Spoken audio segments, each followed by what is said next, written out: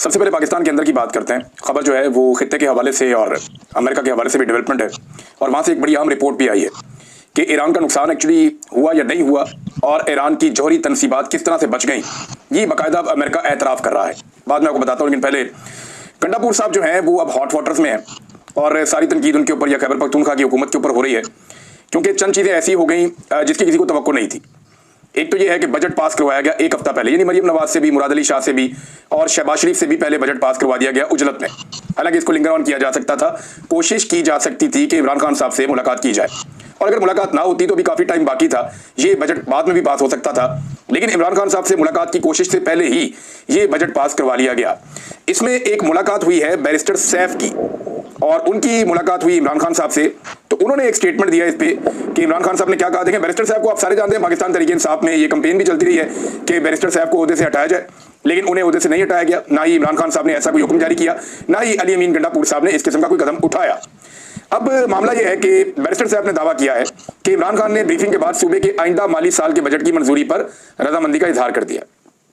वो कह रहे हैं जी इमरान खान साहब रजामंद हो गए, मैंने जाके ब्रीफिंग दे दी है और जो बातें अली अमीन ने या मुजम्मल असलम ने बता दी थी वो मैंने बता दी हैं। लिहाजा उन्होंने कहा जी मुलाकात के हवाले से तफसीलात बताई और आगाह किया कि इमरान खान को सूबे की सूरत हाल और अपोजिशन की साजिश के हवाले से ब्रीफिंग दी। उन्होंने कहा कि मैंने इमरान खान से मुलाकात में उन्हें वो सब कुछ बता दिया जो गंडापुर और मुजम्मल असलम बताना चाहते थे।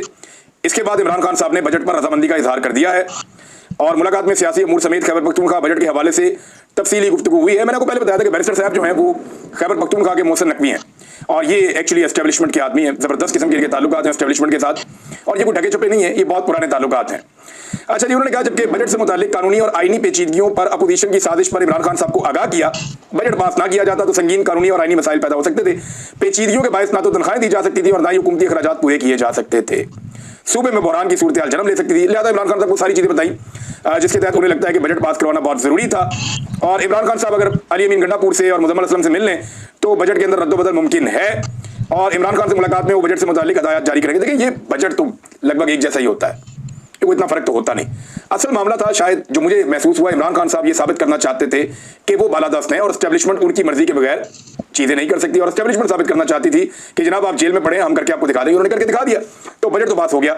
अब ये बैरिस्टर साहब ने कहा जी इमरान खान साहब राजी हो गए। इमरान खान साहब का एक ट्वीट है, जो इमरान खान साहब का ट्वीट है वो मैं आपको पढ़ के सुना देता हूं, उससे जरा मजीद क्लैरिटी आ जाएगी। इमरान खान साहब अपने ट्वीट में कहते हैं कि पाकिस्तान में इस वक्त हाइब्रिड निजाम नहीं बल्कि मार्शल लॉ है और मुकम्मल डिक्टेटरशिप नाफिज है। इसकी वादे मिसाल सदर ट्रंप का शहबाज शरीफ और जरदारी के बजाय आसिम मुनीर से मुलाकात करना है, क्योंकि उन्हें भी पता है कि तमाम इख्तियारात आसिम मुनीर के पास ही हैं।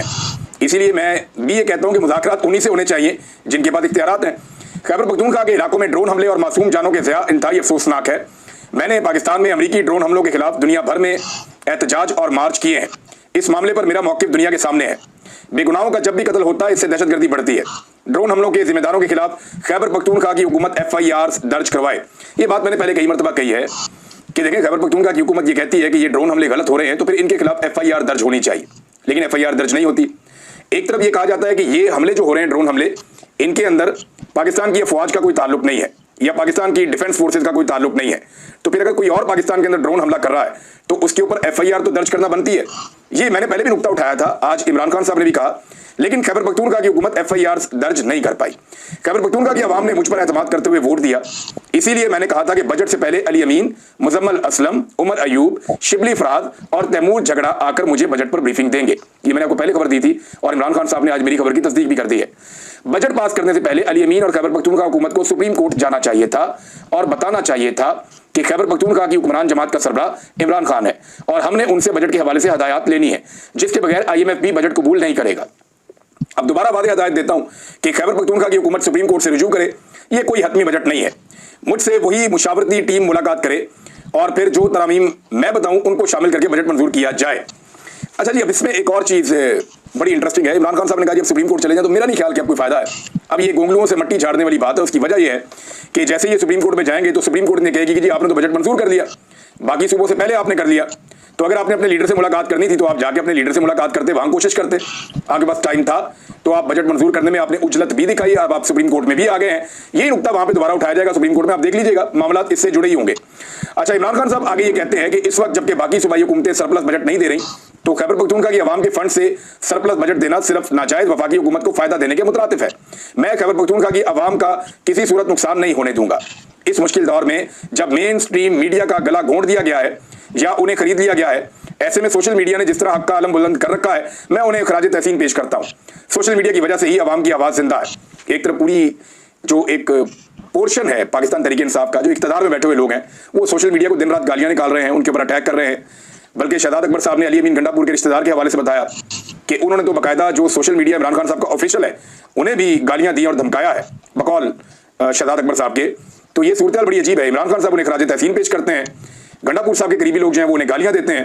ये मेरी समझ से बाहर है। सोशल मीडिया की वजह से ही आवाम की आवाज जिंदा है। इमरान खान साहब ने अपने अहले खाना से जब गुफ्तगू की तो ये वो गुफ्तगू है जो रिपोर्ट हो गई, और कल के दिन इमरान खान साहब की रात के वक्त ये ट्वीट आई थी। अब देखिए, इमरान खान साहब कुछ और कह रहे हैं, खैबर पख्तूनख्वा की हुकूमत कुछ और कह रही है। वो कह रहे हैं जी हमने इमरान खान को राजी कर दिया बजट के ऊपर। इमरान खान साहब कह रहे हैं हतमी बजट नहीं है, जाओ सुप्रीम कोर्ट में जाओ। बल्कि ये कह रहे हैं कि जी मेरे से मिलना चाहिए था, पहले आकर मुशावरत करनी चाहिए थी, फिर बजट लेकर जाना चाहिए था।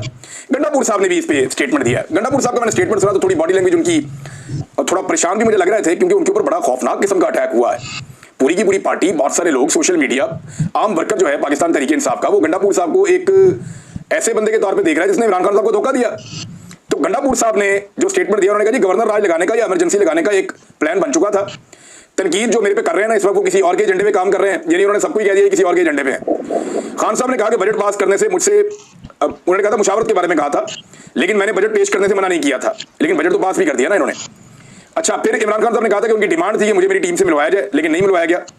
इमरान खान साहब जब कहेंगे फौरन हुकूमत हम खत्म कर देंगे, आईनी तकाजे पूरे करने के लिए बजट पास करना जरूरी था। लेकिन सवाल यह पैदा होता है कि क्या यह बजट मरियम नवाज से, शहबाज शरीफ से और मुराद अली शाह से भी पहले पास करना जरूरी था? ये सवाल जो गंडापुर साहब पे जो लोग तनकीद कर रहे हैं वो यही उठा रहे हैं। वो ये कह रहे हैं कि गंडापुर साहब ने बजट पास किया, ठीक है, अच्छी बात है, अपनी हुकूमत बचानी चाहिए, लेकिन क्या यह बजट सबसे पहले पास करना जरूरी था जबकि बाकियों ने पास नहीं किया? क्या कोशिश नहीं करनी चाहिए थी इमरान खान साहब से मुलाकात की? ये सवाल उठाया जाता है, इसका जवाब वो नहीं देते। फिर उन्होंने ये क्लेम किया कि पॉलिटिकल पार्टी ने ये फैसला किया है। ये गंडापुर साहब का क्लेम है। पॉलिटिकल पार्टी के सोर्सेज कहते हैं कि हमने ये फैसला नहीं किया, बल्कि अलीमा खान कहती है हमें तो ये कहा गया था कि एमपीएस सारे लेकर अडियाला के बाहर आ जाएंगे और हमें वादा किया गया था।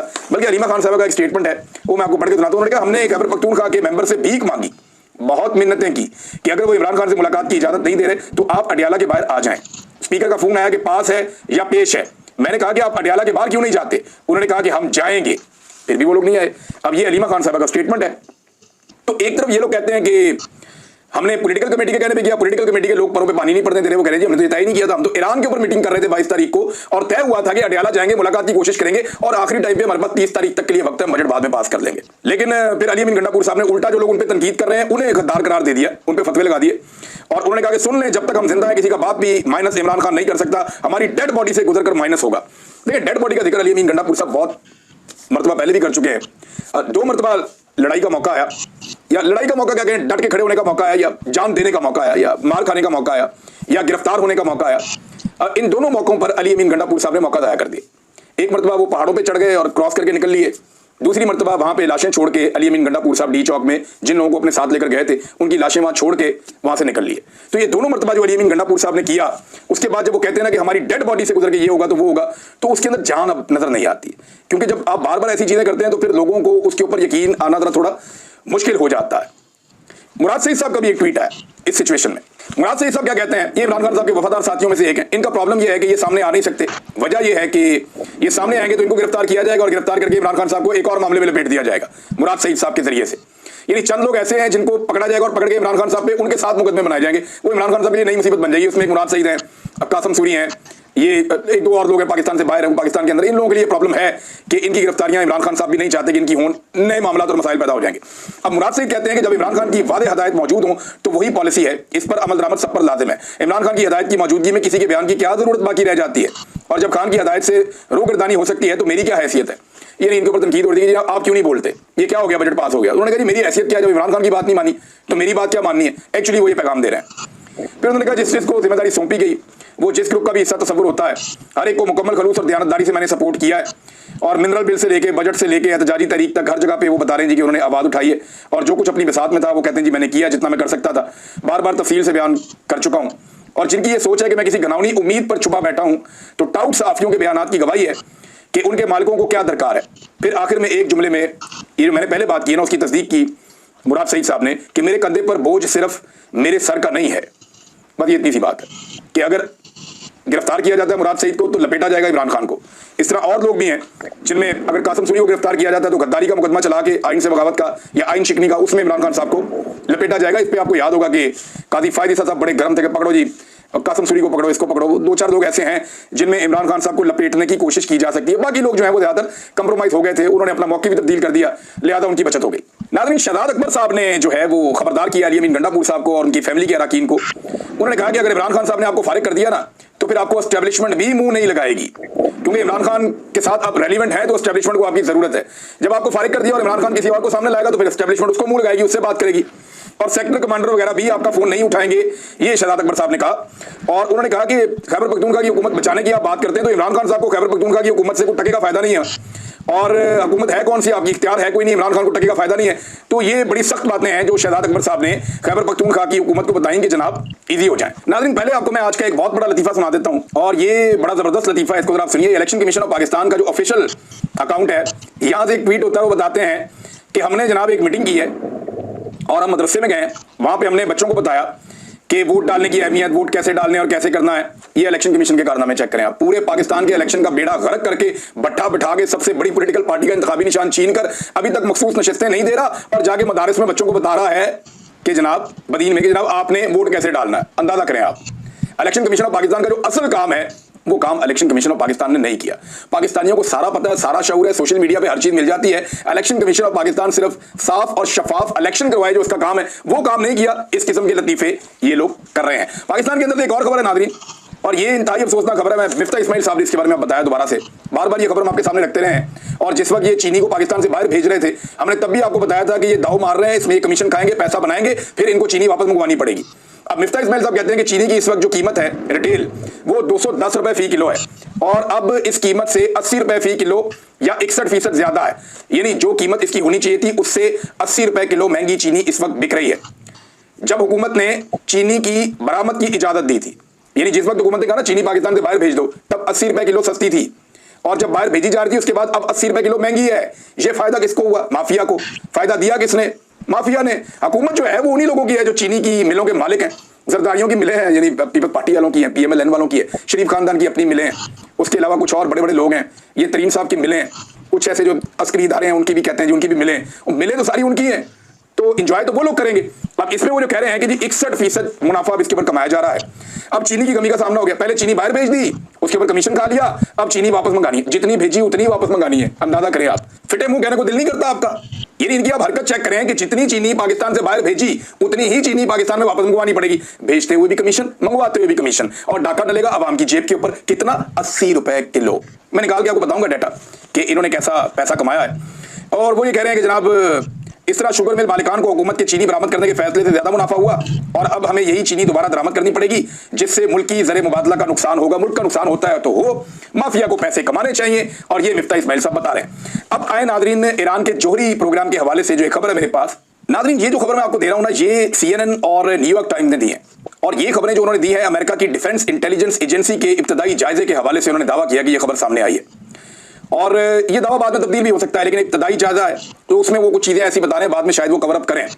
लेकिन रिपोर्टें ऐसी सामने आई हैं जिनके मुताबिक ये दावा किया जा रहा है कि ईरानी जोहरी तनसीबात पर अमरीकी हमलों के बायस मुल्क के जोहरी प्रोग्राम के आम तरीन हिस्से तबाही नहीं हुए, और मुमकिना तौर पर इस हमले के बायस ईरान का जोहरी प्रोग्राम सिर्फ चंद महीने पीछे चला गया, यानी 1-2 महीने, आप समझे 3 महीने पीछे चला गया। तो ईरान का जो जौहरी तनसीबात है उनका कोई ऐसा डैमेज नहीं हुआ जिसकी वजह से ईरान का जो जौहरी प्रोग्राम है उसके अंदर कोई बड़ा खलल पैदा हो जाए। अमेरिका इसमें कामयाब नहीं हुआ। ये कौन कह रहा है? ये अमेरिका की डिफेंस इंटेलिजेंस एजेंसी की इब्तदाई जायजे की रिपोर्ट है, और ये CNN और न्यूयॉर्क टाइम ने इसको शाया किया है। अच्छा, इसके अलावा पेंटागन जो है वो डिफरेंट किस्म के दावे भी कर रहा है, लेकिन ये खबर भी 2 बड़े जरीदों के अंदर वहां पे छपी है और पूरी दुनिया के अंदर ये खबर अब गर्दिश कर रही है। तो फिर अमेरिका ईरान में लेने क्या गया था, हासिल क्या किया? आपको याद है डोनाल्ड ट्रंप ने एक ट्वीट किया था, अनकंडीशनल सरेंडर, इस किस्म का एक ट्वीट किया था कि मुकम्मल हमें सरेंडर चाहिए ईरान की जानिब से। उन्होंने तो सरेंडर नहीं किया, बल्कि हुआ यह कि इसराइल ने अमेरिका से दरखास्त करके जंगबंदी करवाई। ईरान ने तो दरखास्त भी नहीं की जंगबंदी की, लेकिन ईरान ने एक काम अच्छा किया। जंगबंदी के फौरन बाद एक तो वो लोग जश्न मना रहे हैं, खुश हो रहे हैं, इसराइली भी कहीं ना कहीं खुशियां मना रहे हैं, सबको ऐसा लगता है कि वो जीत गए हैं। लेकिन इसराइल की मिथ तो टूटी है इस बात की कि उनका आयरन डोम या उनका एक जो दिफाई निजाम है वो नाकाबिल तस्खीर है, तो वो मिथ टूट गई है। हाँ, ये जरूर है कि अभी जो अच्छा कदम एक उठाया वो ईरान के सदर ने राब्ता किया मोहम्मद बिन सलमान से और अमीर कतर से। इन दोनों से रब्ता किया और कतर के अमीर से रब्ता करके उन्होंने कहा जी मुझे अफसोस है इस बात का कि हमें आपके मुल्क में अमेरिकी एयरबेस पे अटैक करना पड़ा, क्योंकि हुदूद जो है वो कतर की है, लिहाजा उन्होंने अफसोस का इजहार भी किया। तो भाईचारे के लिए बहुत जरूरी था और ये कदम उन्होंने बहुत अच्छा उठाया। दूसरी तरफ सऊदी अरब ने ईरान के जो इकदाम है उनका खैर मकदम किया और उन्होंने कहा जी कि जंगबंदी की हम तारीफ करते हैं और ईरान ने बहादुरी का और बड़े दिल का सबूत दिया है। ये सारी दुनिया उनकी तारीफ कर रही है। नाज़रीन, जंगबंदी की कुछ खिलाफवर्जी भी हुई और इसके ऊपर ट्रंप ने बड़ा रोला भी डाला और खास तौर पे उन्होंने कहा जी कि नेतन्याहू के ऊपर मैं ज्यादा नाराज हूं कि जंग की जो खिलाफवर्जी नहीं होनी चाहिए और इस किस्म की चीजें छोटी मोटी बात में हो जाती हैं, लेकिन डोनाल्ड ट्रंप बड़े सीरियस हो गए हैं इस मामले में कि उन्हें हर हाल में हासिल करना है अमन का नोबेल प्राइज। इसराइल ईरान जंगबंदी, सदर ट्रंप को बाकायदा तौर पर नोबेल इनाम के लिए नामजद कर दिया गया और अमेरिकी मीडिया के मुताबिक जॉर्जिया से रिपब्लिकन रुकन हैं कांग्रेस के बडी कार्टर, उन्होंने सदर ट्रंप की नामजदगी के लिए नोबेल कमेटी को खत लिखा है। एक खत तो पाकिस्तान ने लिख दिया ना, एक जॉर्जिया से एक रुकन है कांग्रेस के, उन्होंने भी एक खत लिख दिया और उनका ताल्लुक भी रिपब्लिकन पार्टी से। तो उन्होंने भी कहा जनाब कि डोनाल्ड ट्रंप ने क्योंकि जंग बंद करवाई है, वैसे डोनाल्ड ट्रंप ने शुरू से अपना ये इमेज रखा है अपने पिछले दौरे हुकूमत में भी, अपने इस दौरे हुकूमत में भी, कि वो जंगे शुरू करने वाला नहीं, जंगे खत्म करने वाला आदमी है। लेकिन ये जिस तरीके से डोनाल्ड ट्रंप ने सारी चीजों को मैनेज किया है, यानी फलस्तीनियों का खून कंटिन्यूसली बह रहा है, वहां पे वो इसराइल को सपोर्ट करते हैं। 80 फलस्तीन के अंदर शहादतें हुई हैं, 80 फलस्तीनियों को शहीद किया गया, जिसके अंदर जो मदद करने वाले कारकुन वहां पे मौजूद थे उनके बारे में भी कहा जा रहा है कि बड़ी तादाद उनकी भी शहीद हुई है। ये मैं आपको एक दिन पहले की कल की रिपोर्ट बता रहा हूं कि जैसे ही ईरान के साथ इजराइल की जंगबंदी हुई है तो फौरी तौर पे फलस्तीनियों के ऊपर अटैक किया गया है और वो गुस्सा निकाल रहे हैं कि जनाब देखें ये फलस्तीनी खुश हो रहे थे जब ईरान हमें मार रहा था, तो उन्होंने फलस्तीन के अंदर 80 लोगों को मजीद शहीद किया है मीडिया रिपोर्ट्स के मुताबिक, जिसके अंदर इमदादी कारकुन जो है उनकी बड़ी तादाद में शहादतें हुई हैं। अब ये चीजें रोकने के लिए आप कह सकते हैं ना किसी को कि अमन का नोबेल प्राइज दिया जाए, यहां पे इसराइल को वो रोकते नहीं है और निहत्ते फलस्तीनियों का कत्लेआम कंटिन्यूसली हो रहा है।